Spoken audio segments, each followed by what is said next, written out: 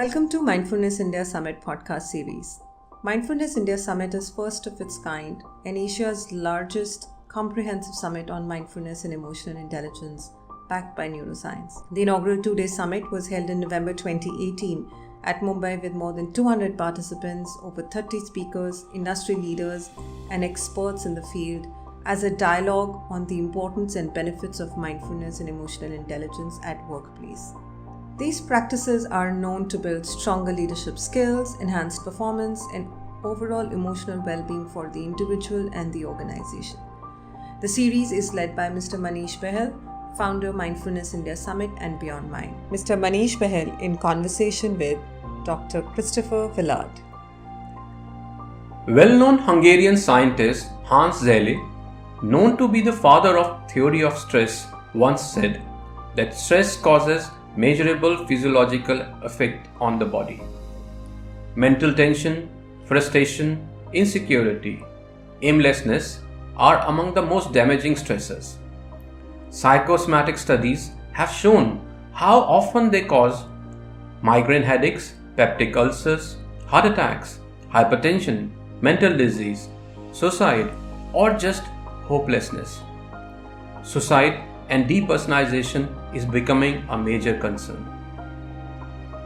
So, if you are sleeping restlessly, feeling irritable or moody, forgetting little things, and feeling exhausted and isolated, you are just probably stressed out. And this happens commonly to all of us. Also, let me share with you that not all the forms of stress are bad. Hans said in one of his talks that it's not the stress that kills us, it's our reaction to it. Sometimes it comes handy for a surge of extra energy and focus, like when we have to speak in public or when we know goals are healthy. In fact, we all seek out stress, though we hate wrong kind of stress, but when it's right kind, we love it. We pay good money to be stressed out by a scary movie or a roller coaster ride or even a challenging puzzle. It is also said that uncertainty is one of the most potent triggers of stress. When this stress is becoming more permanent, the kind of low-grade stress which most of us go through day in, day out situation, our brain structure begins to change dramatically. Chronic stress can affect brain size, its structure, and how brain functions. It also seriously affects on human body and our well-being. Today, we have with us Dr. Christopher Willard, faculty at Harvard Medical School and a famous author. Let's ask Chris how stress affects human brain and body. Why do we behave differently during stress and what can be done to manage it? What happens when we're stressed out? And I want to walk us through this in terms of how we're wired as human beings, because we've got these few different ways of responding to stress. We can go into the flight response and run away from it.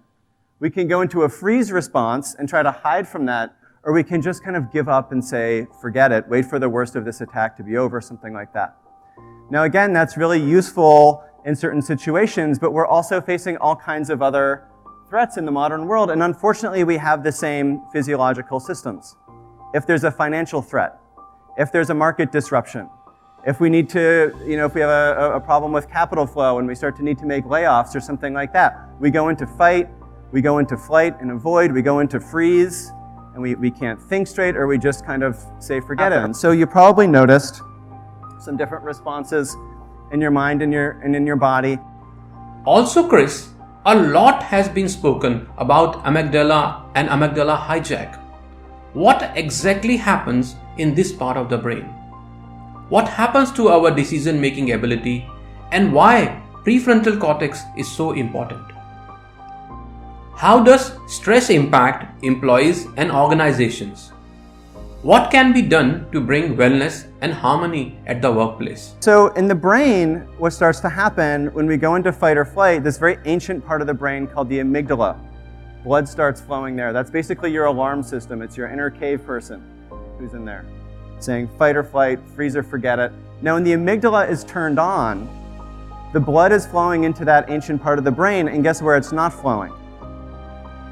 It's not flowing to the parts of the brain like the prefrontal cortex where you think things through and you can focus and you can take perspective on a situation and you can make a long-term plan. It's not going there. Your brain is not working. It's also not going to deeper places like the insular cortex, which is implicated in a lot of things. But one of the things that happens in the insular cortex, a lot of our social reasoning, a lot of our emotional intelligence starts shutting down as well. Put people in an MRI machine and could see the blood just going in opposite directions. Right? When one part of the brain is working, the other part is not. What else is happening in the body? We probably noticed, right? How was your breath when you went like this? What happened to your breathing? Breath got very short, forgot to breathe, right? What else is happening? Our muscles start to tense up throughout our body. And in fact, our digestive system shuts off, our immune system shuts off, because who needs those for long-term survival? We're focused on short-term survival, and that means that we get sick, and we get stomach aches, and our employees stop showing up to work when they're stressed out because they're having all kinds of health concerns, right?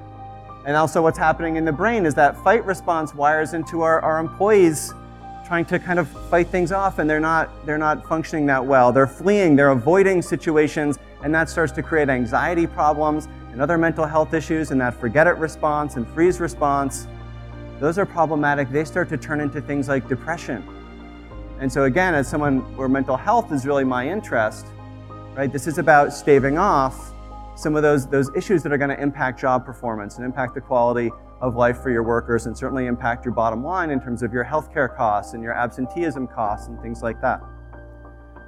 So breath tightens up, heart rate goes up, et cetera, et cetera. Now there's something else happening in the brain and in the body. We have cortisol, which is the stress hormone that starts flowing through us, which impacts learning, and it impacts things like being able to focus and impacts all kinds of things in our brains. And cortisol also works on the same neuroreceptors as another neurohormone called oxytocin. I don't know if people know what oxytocin does, but oxytocin is it's actually what we feel when we're falling in love or when we're caring for kids. It's what we feel when we feel safe, when we feel comfortable. Right? So in a workplace, that's more of what we want to have to be a little bit more collaborative. But again, these stress responses start to shut that off. Now the good news is we've evolved over time, right? We have these other systems, these other postures really like this. We can call these attend and befriend. Or how I might think of these is actually more as mindfulness and compassion or self-compassion embodied in our bodies.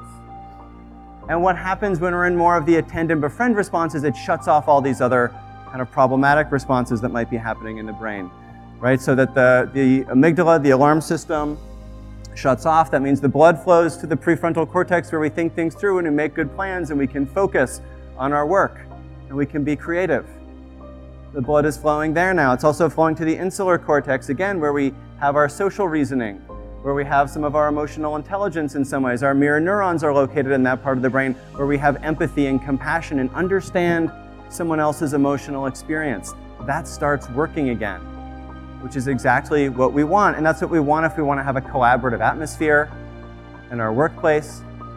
And I know part of what happens in a workplace is we need that balance. We need some degree of competition so that everyone's working hard and kind of hungry and lean to some extent, but we also need to be able to be as collaborative as possible.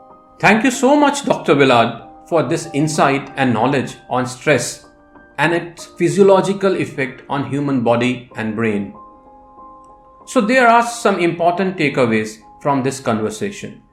For one, during stress, brain go through a various stages such as fight, flight, freeze, forget responses. Based on its stage, it affects our mental, physical, emotional, and social behavior. Number 2, mindfulness is a strong antidote to the stress. It leads to collaborative behavior which allow us to release more positive neuroreceptors and neurohormones like oxytocin and serotonin. Number 3, mindfulness and compassion also assist to fight with negative responses and cultivate positive outlook, focus, and a feeling of empathy, which helps to create healthy competition and collaborative atmosphere for a safe and a thriving workplace environment. We hope leaders and listeners have gained greater understanding on stress to help bring change in their personal and professional life, as well as their teams and organizations. Also, would like to invite you to Asia's largest Mindfulness and Emotional Intelligence Summit to be held on 30th and 31st of October in Mumbai. A one-of-its-kind summit where experts in field of mindfulness, emotional intelligence, neuroscience, and positive psychology will come together to unravel path-breaking practices of mindfulness and EQ in a set of carefully curated panel discussions, keynote sessions, and workshops. We hope to see you at the Mindfulness India Summit. This is your host and friend Manish Behl signing off. See you next week.